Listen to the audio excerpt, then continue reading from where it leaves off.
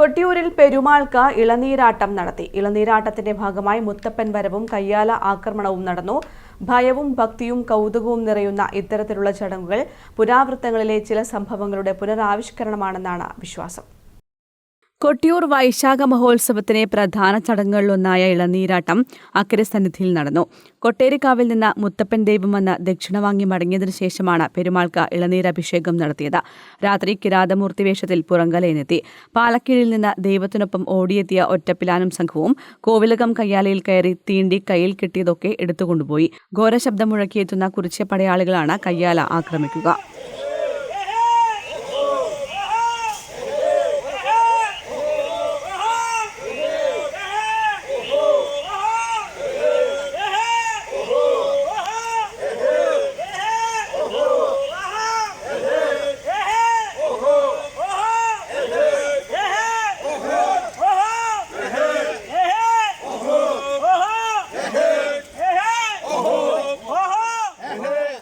ഇവർക്ക് മുന്നിലായി തിരുവഞ്ചിറ കടന്ന കിഴക്കേ തിരുനടയിലെത്തിയ ദൈവം ചപ്പാരം ഭഗവതി ക്ഷേത്രത്തിൽ നിന്ന് എഴുന്നള്ളിച്ച വാൾ വണങ്ങി അരിയും കളഭവും ദക്ഷിണയായി സ്വീകരിച്ച് മടങ്ങി. ശേഷം രാശി വിളിച്ച് പെരുമാൾക്ക് ഇളനീരാട്ടം ആരംഭിച്ചു. ഉഷാകാമരം സ്ഥാനികന്റെ കാർമ്മികത്വത്തിലാണ് ഇളനീരാട്ടം നടത്തിയത്.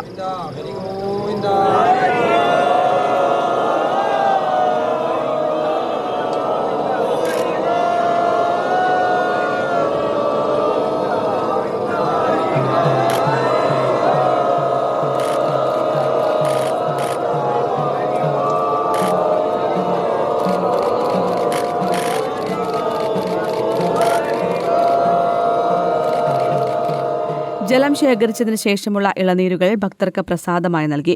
കിഴക്കേ നടയിൽ തിരുവഞ്ചിറയിൽ സമർപ്പിച്ച ഇളനീർ കാര്യത്ത് കൈക്കോളിന്റെ നേതൃത്വത്തിലാണ് അഭിഷേകത്തിനു വേണ്ടി ചെത്തിയൊരുക്കിയത്. ചെത്തിയ ഇളനീർ മണിത്തറയിൽ കൂട്ടിയിട്ടു. ഈ ഇളനീർ രാത്രിയിൽ ശ്രീകോവിലിനുള്ളിലേക്ക് മാറ്റി. ഇവിടെ നിന്നെടുത്താണ് അഭിഷേകം നടത്തിയത്.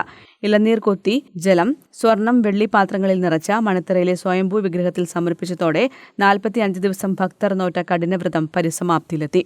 News bureau, Peravoor.